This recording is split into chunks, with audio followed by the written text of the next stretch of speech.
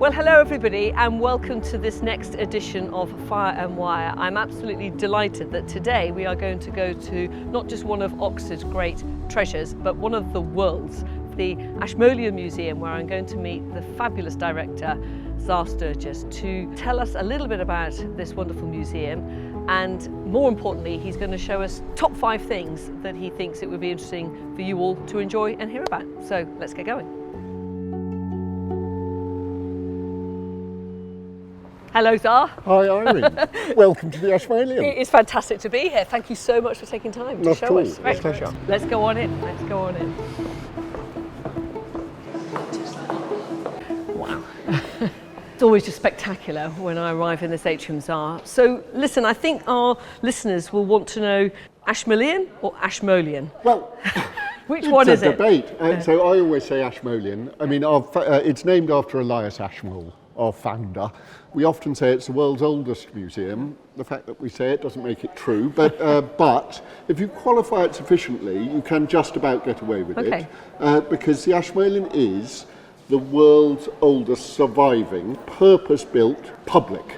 Also important. I think we can definitely take that claim. It was built as a public museum. Great. Just give us the date. So it opened its doors in 1683. 1683. So that really is old. It's generations before the British Museum, and it was an institution for which the word museum was reinvented, and it was also an institution with real ambition behind it. It was the beginning, in fact, of science in Oxford.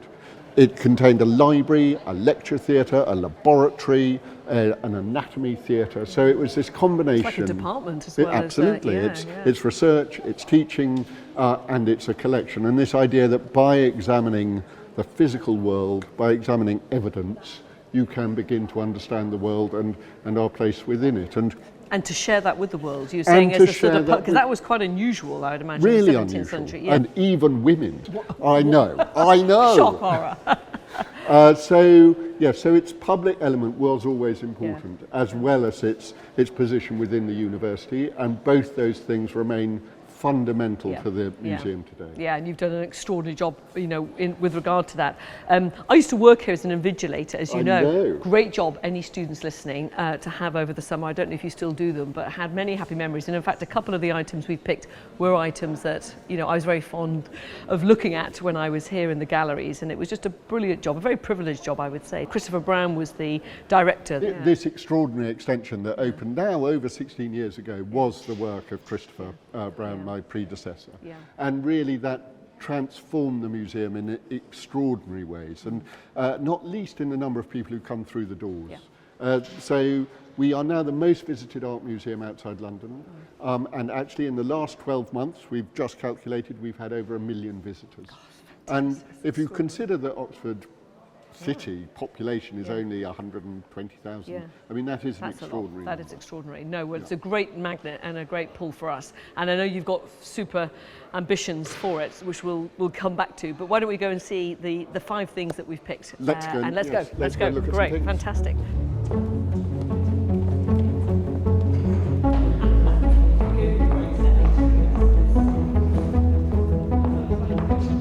This is the founding collection gallery. So, I mean, all these objects in these cases are part of that collection that opened its doors in 1683. But actually, the object we're looking at now is an object that came to Oxford before then. Right. So it came to Oxford in 1641, and it's an extraordinary thing.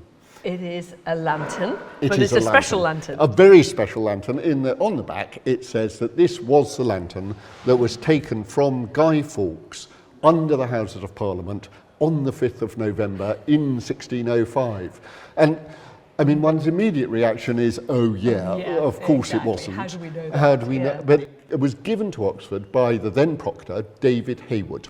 And his brother was a chap called Peter Hayward. And we know that he was the man who arrested Guy Fawkes with Thomas Knivet under the Houses of Parliament on that fateful night. And so that's a pretty good story, It's as good as it gets. And also, remember, this was given to the university in 1641. So that's a generation, within 30 years. How fantastic. And so it's also a really interesting object because it works in such a way that you can actually close off the light, but oxygen is still allowed in, and there's a hole at the top for the heat to escape. And so if you were lurking in the dark, not wanting to reveal yourself but needed a flame, this is exactly the sort of lantern you might have. Oh, wow. And it's extraordinary. It is extraordinary, but it's also, there's something fundamental here about the excitement of objects, connecting you to those people. It does give you that sense that you were holding that as he held it on that night. Wow, I mean, there are just so many objects here. We could spend all our time here, but we mustn't.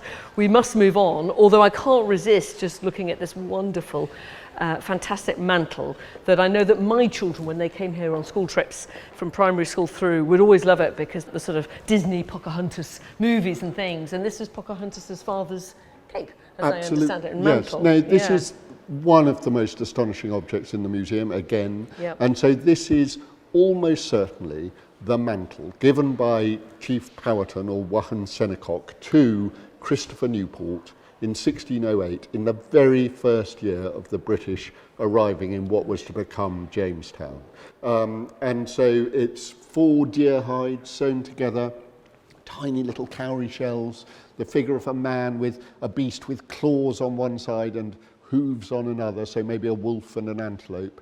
And we think these circles are probably representative of the different tribes over which Powhatan had dominion.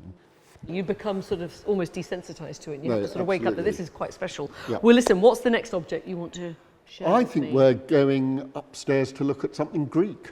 Let's do it. Okay. Right, let's go. This way? Yes. Okay, fantastic.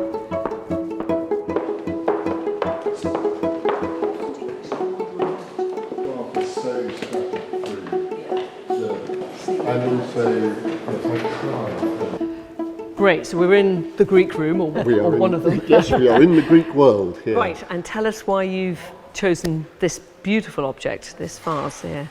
Well, it's both very sort of typical and familiar, but it's also unusual, and it's also important in Oxford, I think, because Oxford has been for over 100 years now one of the centres for the study of Greek vases. So because it tells a story. I think the picture is a bit of the sort of written history almost, but and Greek vases on the whole show stories from myths and heroes and heroic athletes, and this one unusually shows mundane activity and a craftsman as well, which is really interesting. It's a shoemaker, known as the shoemaker's vase, therefore. And he's at the bench there. He's at the bench, and his client, who is either a small child or we're struggling with how to fit him in. It is a hilarious perspective that they've got there. He's a bit small. He's a bit small. And then he's actually cutting leather around his foot. So he's got a knife. He's on the he's got a block. Activity. There's a bucket of water. Or blood if he's nipped his foot. I think it's for soaking the leather, Irene. Fair enough.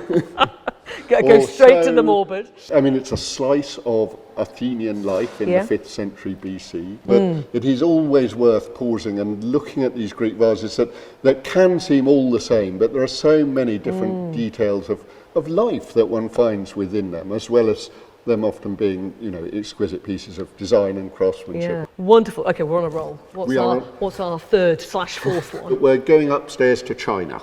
Let's go.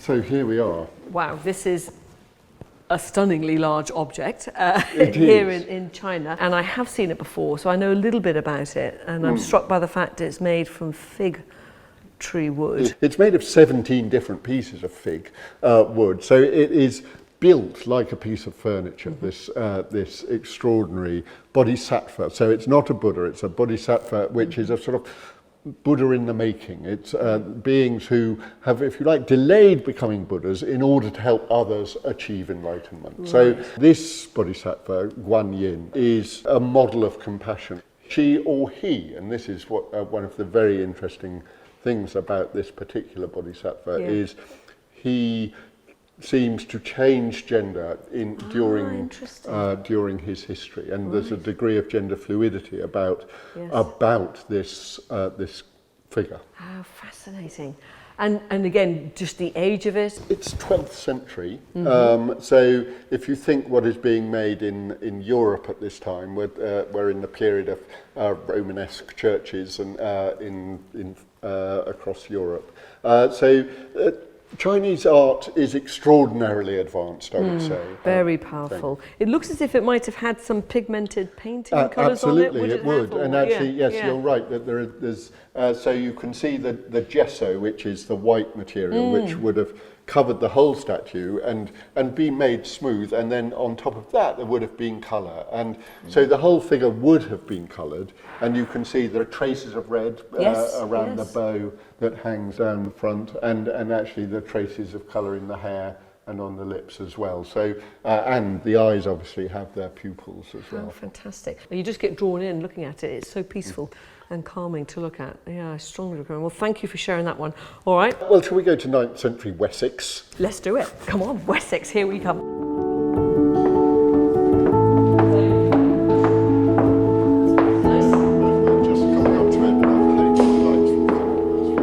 The museum's now closed, so this is perfect. We've got the place to ourselves. We've stopped at something which was one of the most popular things that when tourists would come, and I was a young student invigilating in the summer vac, would always want to see. And if people came in and said, I've got no time to see anything but one thing, we'd send them to this. I think you were right. I mean, it is perhaps the most famous single archaeological object in the country. It's the only object that can be directly associated with the only king of England who has ever been called great, and that is Alfred.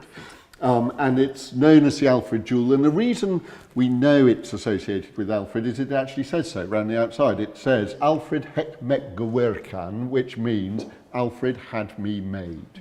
And given its quality, there is no doubt that that must be King Alfred. Yeah, the craftsmanship is extraordinary. It's wonderful, isn't it? And it's so it's an enamel picture of a man holding two plants, it seems. Nobody's quite sure who he is, but it might be an allegory of sight. Yeah. And it's underneath a rock crystal, an ancient rock crystal, that may have been a gift from the papal court, perhaps, to King Alfred. And then it's got this animal, and he's got a snout, and the snout has a hole in it, and it is likely that out of that snout would have come a pointed piece of bone or ivory.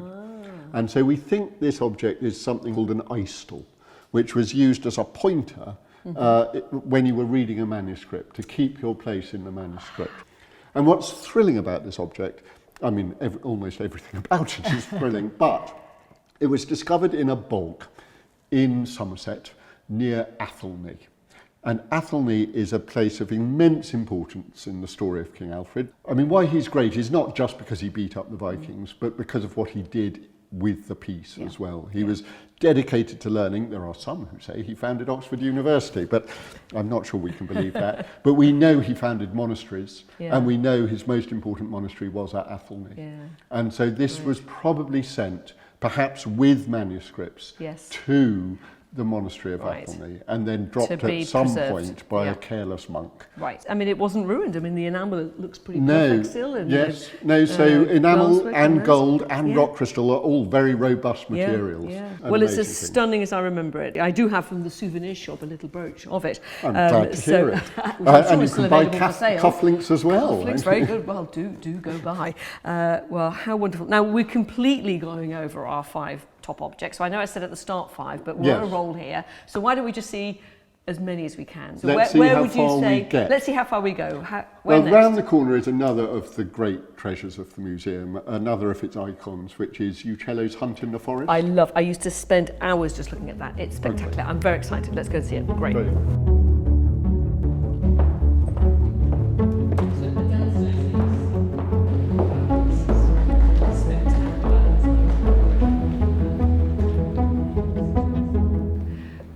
Well, we're in this gallery, which I spent a lot of time, actually. I was allocated here quite often to invigilate. Oh, well, and lucky it was just, and I used to sit, obviously keeping an eye on people. Absolutely. But this painting just always drew me in. That is exactly what it is set up to do. Uccello's main contribution, if you like, enormous contribution to the development of painting was the way in which he experimented with perspective, which was creating a sense of space that could draw you in. You can see here that there are these fallen tree trunks, each of which falls on an orthogonal, those lines that lead back into the picture. And then the trees shrink down exactly in sort of correct mathematical perspective. Proportional, And then, of course, to add to that sense of depth, this skipping troop of deer and hounds work into the distance, but they only work in that diagonal, sort of vanishing towards the vanishing point. So it is absolutely a picture which draws you in. And maybe that's what I was attracted to, was the sort of blend of science and art in a sort of appeal to sort of which is always there, and particularly in the Renaissance, when artists were really interested in precisely that, the science of looking. And then within the trees there's this beautiful detail of little leaves. They're beautiful, aren't they? Gold. Yeah. And that is actually gold leaf. And so if you imagine the bedchamber lit with candles, those leaves would have been glittering and shimmering in the candlelight as well. Very romantic. Yes. Very romantic. The scene is set. the scene is set. The hounds are loose. Or maybe not. Okay, let's move on. Sadly, we've got to keep moving. We have. But so, where to next? Well, what I'd like to do is go behind the scenes, actually, and to get up close and personal. And get that sort of physicality, as we were mentioning before. Fantastic. Let's go.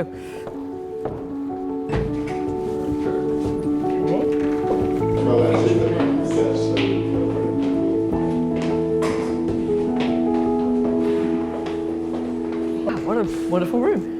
Yes, so this is one of the great treasure houses of the museum. This is the Western Art print room. Right. This is one of its guardians, Caroline Palmer. Caroline, lovely to meet you. Thank you so much for letting me come to visit your sort of working place. Well, clearly a lot of hundreds of thousands of drawings and prints. Okay. So yes, this is one of the great collections of drawings in the world and prints in the world.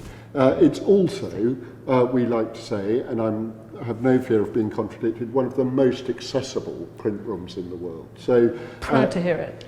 It is open to any member of the public. Yeah, as Zor says, we have about 60% of our visitors are just people who come for the fun of looking. So I know you've got something special, because I'm a big fan of Raphael. So and this one I've requested to see, because I have this as a poster, but I actually haven't seen the original, so this is a real treat to see this. So let's see it. Moment. It is, wow. So how do people produce art like that? It is extraordinary. So this is a drawing that's been described as the greatest drawing in the world. And again, you know, who are we to argue with that? Who are we to argue? The museum is unbelievably fortunate in having the greatest collection of Raphael drawings anywhere in the world. We have more. Why is it we've got that? I'm thrilled that we do. But it's a really interesting question. They were acquired for the university, together with drawings by Michelangelo, and they had been collected by that man up there, Sir Thomas Lawrence. Right, thank you, Sir Thomas. The great portrait painter of the sort of Regency period. Right. He had an enormous collection of many, many things, but including these drawings. And a body of subscribers ran a fundraising campaign in the 1840s to buy these works for the University of Oxford.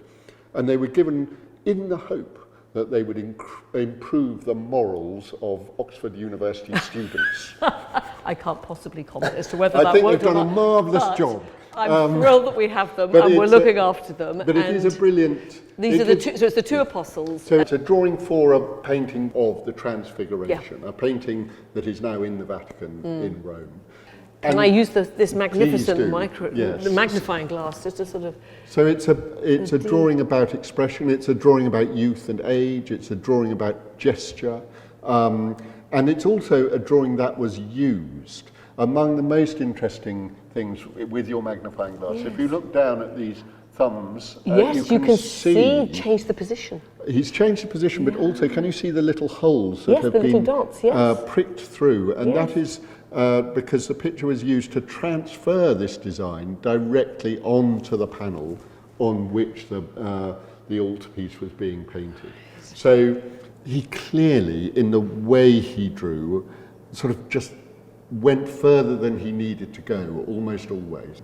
And so there are things here that are completely unnecessary as a preparatory drawing for a painting, but he was, you know, keen to get that on paper. Get it, absolutely. And sort of astonishing, again, that it is here. Yeah. And there is a responsibility in looking after these objects, sure. but there's also a responsibility in sharing them. Yes, absolutely. And much of the work of the museum is endlessly trying to balance those two priorities. Yeah. Now, our drawings cannot be shown all the time in the daylight because they are very susceptible to light. But a gallery in which we could show a rotating display of these sort of internationally important collections would be a wonderful thing to have as well. Well, that's been my highlight, I have to say. It's fun. Thank you, Caroline, for letting me see it. It's absolutely wonderful to see this original. It really is very special.